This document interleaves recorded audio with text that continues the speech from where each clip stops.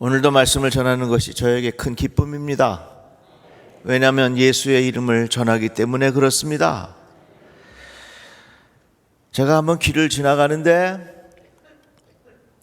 저 멀리서 아빠하고 아들하고 둘이 손을 잡고 다정하게 걸어옵니다. 그 모습이 너무너무 아름다웠어요. 아이는 한 초등학교 1학년쯤 돼 보이고 이제 아빠가 아이의 손을 잡고 걸어오는데 가까이 와서 보니까 아빠는 앞을 볼 수 없는 시각장애인이었고 그 앞을 못 보는 아빠의 손을 붙잡고 아들이 어디론가 가고 있었습니다. 제 마음이 찡하고 저를 스쳐가는 뒷모습을 한참 바라보았는데 아직도 제 마음에는 그 울림이 남아 있습니다. 이런 생각이 들었습니다. 우리는 주변을 볼 수 있지만 우리는 과연 내일을 볼 수 있는 눈이 열려 있을까? 우리는 내일을 볼 수 있는 눈은 열려 있지 않습니다. 그래서 우리들은 내일 일을 모르고 삽니다. 야고보서의 말씀에 보면 내일 일을 너희가 알지 못하는도다. 너희 생명이 무엇이냐? 너희는 잠깐 보이다가 없어지는 안개니라.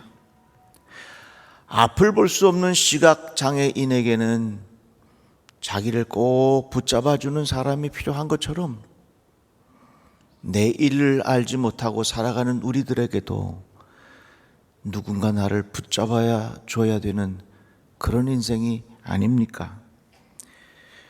왜 우리는 불안해합니까? 왜 우리는 두려워합니까? 왜 우리는 염려합니까? 간단해요. 내일 일을 모르고 살기 때문에 그렇습니다. 내일 일을 잘 알고 1년 후의 일을 알고 10년 후의 일을 우리가 잘 알고 살아간다면 아마도 우리의 마음은 불안하지 않을 것입니다. 불안한 인생길, 두려운 인생길, 염려가 되는 인생길 어찌 나 홀로 살아갈 수가 있겠습니까? 우리가 누군가의 손에 붙잡혀 살아야 되는 거 아닙니까? 다윗은 분명히 말씀합니다. 내가 누워 자고 깨었으니 여호와께서 나를 붙드심이로다.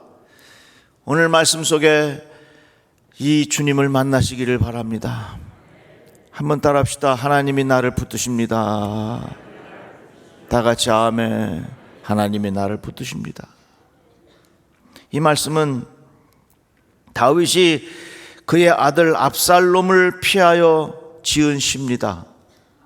다윗이 왕이 되었는데 아들이 글쎄 아버지를 죽이고 자기가 왕이 되겠다고 하는 것입니다. 그래서 아버지 다윗 왕은 아들을 피해서 숨어 지내게 되었습니다. 얼마나 기가 막힌 일입니까? 어찌 편하게 잠을 잘 수 있겠습니까? 불안하기도 하고 마음에 얼마나 큰 분노가 있었겠습니까?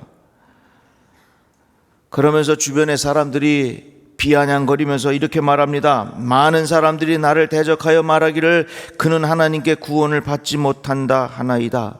당신은 말이야 아들도 당신 죽이려고 그러고 하나님도 당신 구원해 주지 않아. 그러니까 이 다윗이 얼마나 불안했겠습니까? 그렇지만 다윗은 그런 상황에서 하나님을 만납니다. 여호와께서 나를 붙드심이로다. 내가 지금 기가 막힐 상황에 처해 있지만 하나님이 나를 붙들고 계신다. 하나님께서 나를 버리지 아니하신다. 하나님께서 나를 포기하지 아니하신다.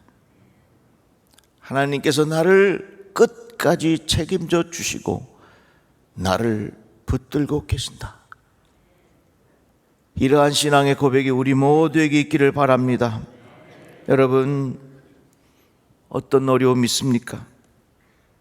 어떤 고통스러운 일이 있습니까? 앞이 보이지 않습니까?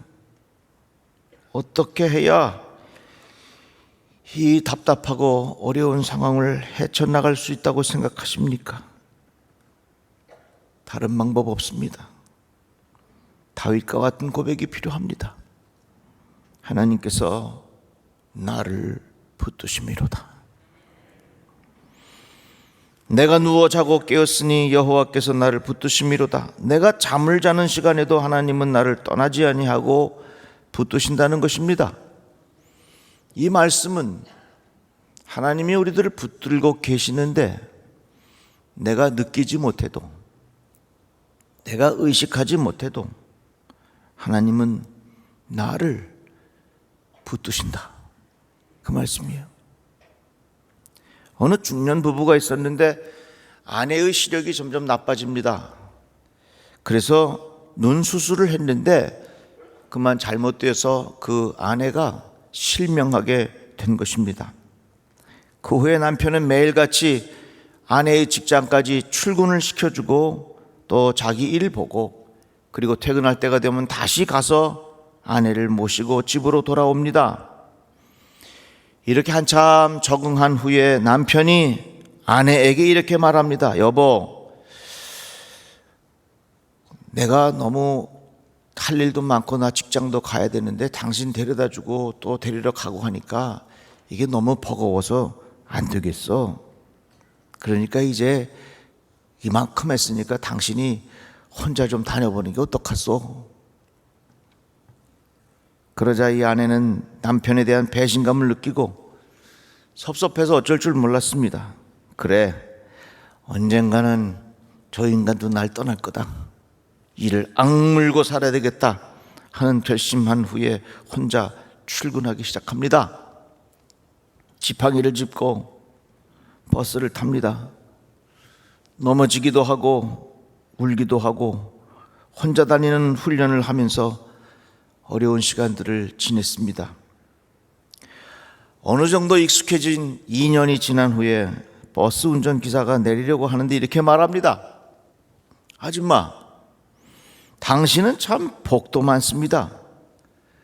어찌 매일같이 남편이 버스에 함께 타서 앉아주고 부인이 내릴 때 남편도 조용히 같이 내리고, 당신이 회사로 들어갈 때 남편은 뒤에 손을 흔들어 주면서 잘 다녀오라고 하는 그 모습을 매일 지켜보니 당신은 참 복도 많은 사람이요. 그 이야기를 들은 부인은 울음을 터뜨리고, 남편이 나를 하대하는 줄 알았는데, 남편이 나를 마음에서 떠난 줄 알았는데 여전히 나와 함께 있어 죽었다고 하는 그 사실이 이 부인에게는 너무 큰 힘이 되었습니다. 하나님의 붙드심이 그런 거 아니겠습니까? 지금 우리는 하나님을 볼 수 없어도, 지금 우리는 하나님을 느낄 수 없어도, 지금 하나님을 우리가 의식하지 못해도 지금도 하나님의 붙드심이 우리와 함께 하시는 줄로 믿으시기를 바랍니다. 만약에 이 여인이 다급한 일을 당하고 스스로 극복하기 어려운 위험에 처하게 되면 남편은 금방 나타나서 아내의 고통을 도와주었을 것입니다. 시편 37편 말씀에 보면 그는 넘어지나 아주 엎드러지지 아니함은 여호와께서 그의 손으로 붙드심이로다. 우리가 살면서 넘어질 때가 있습니다.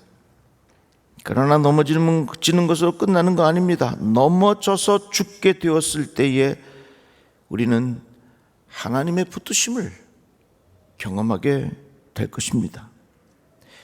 제자들이 배를 타고 가다가 예수께서 물 위로 걸어오시는 것을 보았습니다. 제자들이 너무 놀라서 유령이 나타났다 하면서 떨고 있었습니다. 그럴 때 예수께서 안심하라, 나니 두려워하지 말아라. 그러니까 베드로가 주님, 나도 물 위를 좀 걷게 해 주십시오. 베드로가 물 위를 걷다가 바람을 보고 무서워서 빠져들어가게 됩니다. 죽음의 위기를 경험하게 된 겁니다. 살려주세요, 건져주세요. 그러자 예수께서 즉시 손을 내밀어 그를 붙잡으시며 살려주셨습니다. 우리는 살다가 넘어질 수 있습니다. 스스로 일어나는 경우도 있지만 넘어졌다가 도저히 스스로 일어나지 못할 때에, 감당하지 못할 때에 하나님의 붙드심이 분명히 있는 줄로 믿으시기를 바랍니다. 그 믿음을 가지고 살아가시기를 주의 이름으로 축복합니다.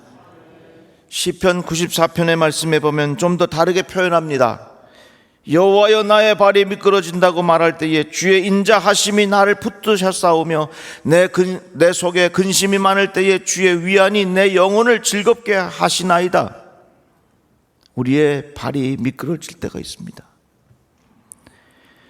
스스로 넘어질 때가 있습니다.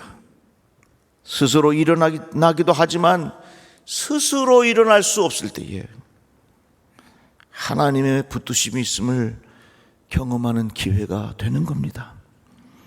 나의 발이 미끄러졌을 때에도 나의 실수가 될 수도 있고 나의 실패가 될 수도 있고 나의 잘못된 판단이 될 수도 있습니다. 그럴 때에 깊은 수렁에 점점 빠져가는 것 같지만 하나님은 우리들을 여전히 붙들고 계십니다. 이러한 신앙의 고백이 우리 모두에게 있기를 바랍니다. 병상에 있을 때에, 몸이 너무 아파서 고통스러울 때에, 내가 이 밤을 어떻게 지내야 하나 아픔 중에 있을 때에 하나님의 붙드심이 있음을 고백하는 것입니다. 시편 말씀에 여호와께서 그를 병상에서 붙드시고 그가 누워 있을 때마다 그의 병을 고쳐주시나이다. 병상에서 가장 힘들 때에, 어찌할 수 없을 때에 분명히 하나님의 붙드심이 있습니다. 하나님의 붙드심이 있음을 확신하시고 그 믿음으로 이겨나시기를 바랍니다. 그러면 우리 어떻게 살아야 되느냐? 다른 방법 없어요. 한번 따라해 봅시다. 예수께 붙잡혀 살자. 다시 한번 예수님께 붙잡혀 살자. 예수님께 붙잡혀 살자. 폴 틸리키라고 하는 유명한 신학자가 있어요. 그리스도인이 누구냐? 한마디로 예수 그리스도에게 사로잡힌 사람. 예수에게 사로잡힌 사람, 그가 그리스도인입니다. 우리는 사탄에 사로잡혀서는 안 됩니다. 마귀에게 사로잡혀서는 안 됩니다. 귀신에게 사로잡혀서는 안 됩니다. 못된 중독에 사로잡혀서는 안 됩니다. 잘못된 이데올로기, 잘못된 생각의 우상에 사로잡혀 살아서도 안 됩니다. 욕심에 사로잡혀 살아서도 안 됩니다. 그리스도인은 누구냐? 예수에게 붙잡힌 사람들이요. 예수께서 하나님의 나라를 선포하셨습니다. 그리고 귀신을 쫓아냈습니다. 악한 영을 쫓아냈습니다. 하나님의 나라가 무엇입니까? 하나님의 영에 사로잡혀 살아가는 사람들, 그곳이 바로 하나님의 나라입니다. 그런데 귀신에 사로잡혀 있고 악한 영에 사로잡혀 있으면 거기에 하나님의 나라가 이룰 수 없죠. 그래서 예수께서는 귀신을 쫓아내고 거기에 하나님의 나라를 이루신 것입니다. 누가 영적인 사람입니까? 내가 하고 싶은 대로 내 마음대로 살아가는 사람은 절대로 영적인 사람 아닙니다. 내 실력으로 살아가는 사람 하나님 기뻐하시지 않습니다. 나의 경험을 앞세우고 자랑하며 살아가는 사람 하나님 기뻐하시지 않습니다. 하나님은 누구를 기뻐하시느냐? 우리 주 예수 그리스도에게 사로잡혀 살아가는 사람, 이 사람을 하나님 기뻐하세요. 그래야 하나님 우리들을 붙들어 주시는 거예요. 어느 목사님이 자다 꿈을 꿨어요. 주님의 손을 만났는데 꿈속에서 주님의 손을 보니까 손이 얼마나 큰지, 이 목사님이 자기의 작은 손을 가지고 주님의 손을 붙잡으려고 그러니까 붙잡을 수가 없어. 왜? 손이 하도 커서. 그런데 꿈속에서 주님께서 그러시더라는 겁니다. 너의 손을 내밀어라. 그래서 이 목사님이 꿈속에서 자기의 손을 이렇게 내밀었더니 그 큰 주님의 손이 이 목사님의 손을 꼭 붙잡아 주었다고 하는 것입니다. 이것이 바로 하나님의 붙드심입니다. 누가 하나님의 붙드심을 경험할 수 있겠는가? 나의 부족함과 나의 연약함을 주님께 온전히 이렇게 내어드릴 때 주님은 나를 붙잡아 주시는 것입니다.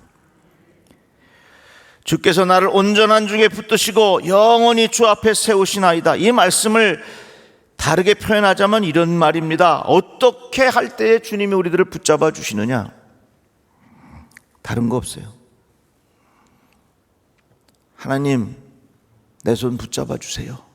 한번 따라 해봅시다. 하나님, 다 같이 하나님, 내 손 붙잡아 주세요.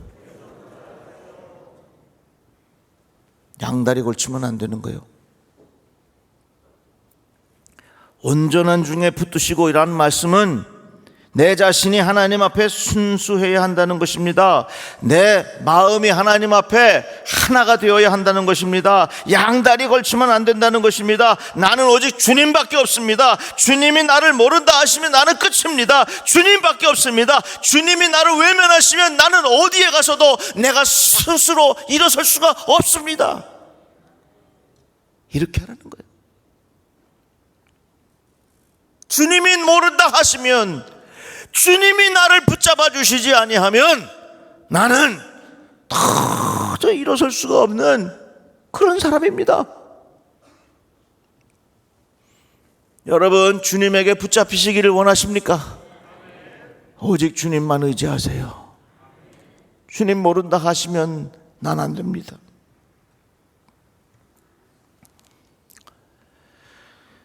부부가 살다가 부부싸움 할 때도 있겠죠, 그죠? 한 번도 안 해보셨나 봐.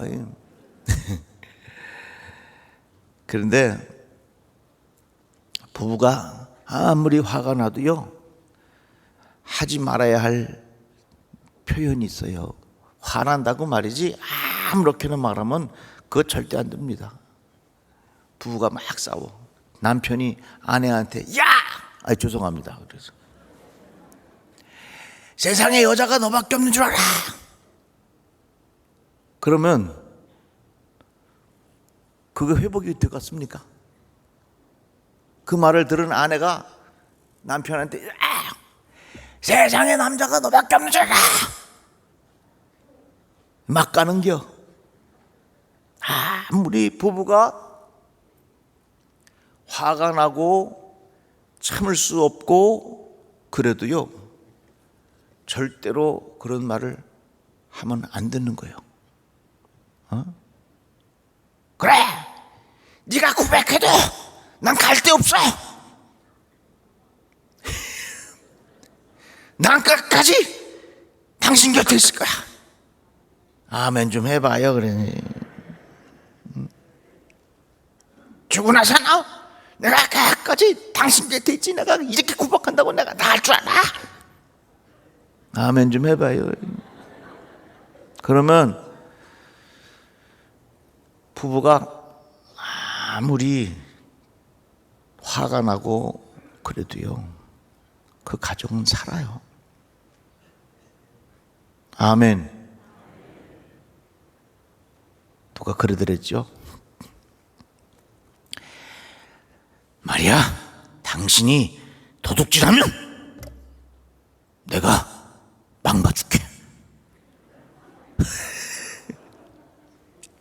이거 도둑질해서는 안 되지만 그 마음가짐이 얼마나 좋아요.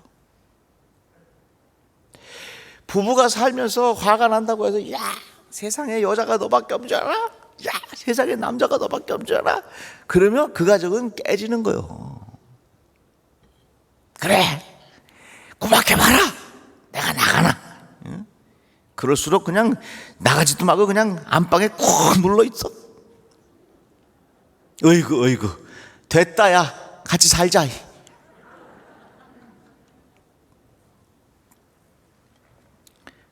주님과의 관계도 마찬가지예요. 주님, 내가 이렇게 어려워졌어요.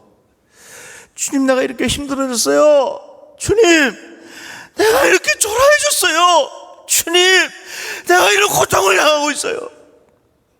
주님이 나를 모른다 하시면, 주님께서 내 인생을 책임져 주시지 아니하면 나는 어떻게 할 수가 없어요. 주님, 나를 붙잡아 주세요.